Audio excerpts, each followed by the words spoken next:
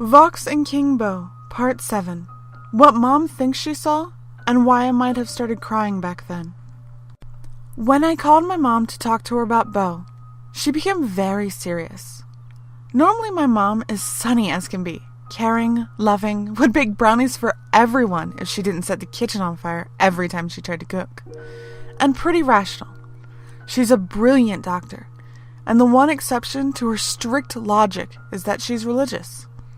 She definitely does not like to talk about dark things. By the time I was 7, she was used to Beau, even if she wasn't quite sure what to think of him. All the books and pediatricians she consulted assured her that imaginary friends were completely normal, even if this one was a little darker. Since I was an otherwise happy, healthy girl who gladly socialized with other real kids and liked pink and ponies, if Beau helped me get over some of my darker fears or thoughts, then maybe that was okay. And anyway, some of the stories, like the closet monster one, I never told her. I think even back then, I knew it wasn't a good thing to talk about. With my brother a lot older and therefore too cool to play with me, I was often left to my own devices and made up my own games. Beau always featured heavily in these. If Beau wasn't around, I would pretend to be him and fight terrible monsters or go on adventures. If he was, Mom would find me alone in my room, talking with someone who wasn't there, or drawing pictures in the eerie stillness. As I got older, I started playing a new game. One day Mom found me crawling around the house with a blanket draped over me.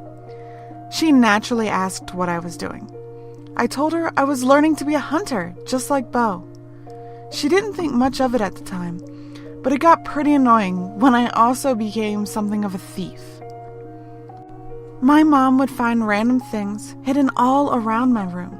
Sometimes stuff would show up and she'd have no idea where I'd gotten it. Of course I blamed it on Beau, and she told me I should inform Beau to stop stealing things and find a new game. Honestly, this probably wasn't paranormal and was just me. I was terrible as any wild kid my age, and who knows what I was finding and collecting. After she threatened to take away my desserts until I stopped, though, the game changed. I started sleepwalking. In the morning, my mom would find me in weird places. It started small. I would be on the floor of my bedroom or downstairs on the sofa. Again, the doctors assured her this was fine. But it started getting a little weird. She would find me in places I shouldn't have been able to get to, or spots where she should have heard me getting to. A few of these places included the kitchen cabinets, the guest bathroom shower, my brother's desk, etc. My brother is an incredibly light sleeper. He should have heard me come in and lay down in there. The cabinet should have been impossible to get into, and Mom almost wasn't able to get me back out. The thing is, I actually do remember this part. It's one of my more concrete memories, maybe because it's more recent. I know that the sleepwalking was part of the game. During these walks, I was dreaming. I could see everything around me in the dark perfectly, and Beau was guiding me. He was teaching me how to spy like he did in his own weird way. At least, that's what my dreams thought. One night, Mom woke up from her sleep. This is what she tells me she remembers happening. I'm not saying it did, and she definitely admits she could have dreamed the whole thing, or the memory could be blurred by time. But she feels confident enough to tell me about it, which makes me think that she really did see something strange. When she woke up, her room was completely still and silent. The silence was exactly like that I've experienced in my own house. She said it felt like everything was holding its breath and waiting for something.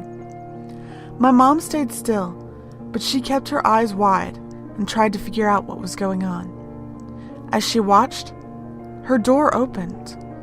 The door opened soundlessly, and I'm sure you know, most doors make at least a little noise when they're moved.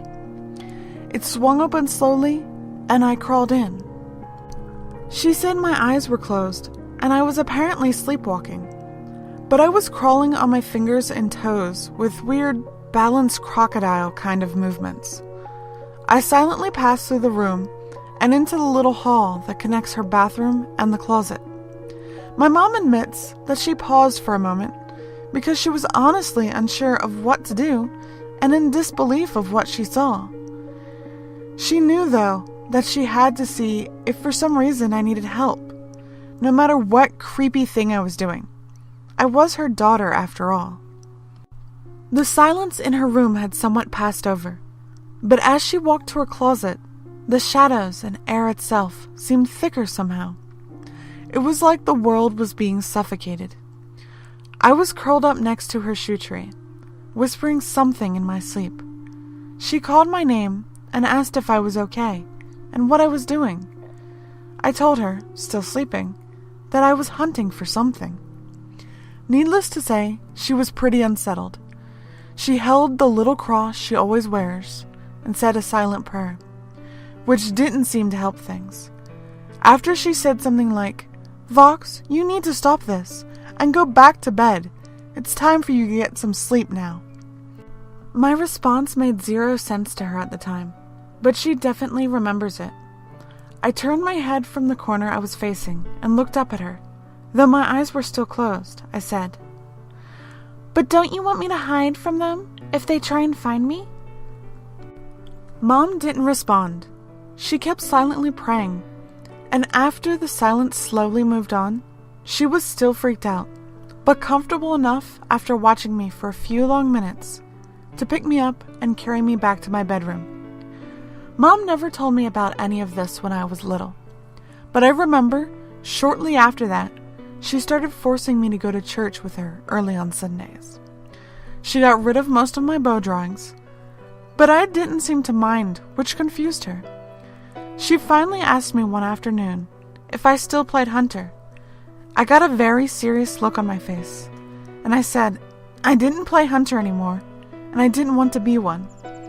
I wouldn't elaborate for her then, but I think I might have had a memory of why. The next story is unpleasant, as a warning.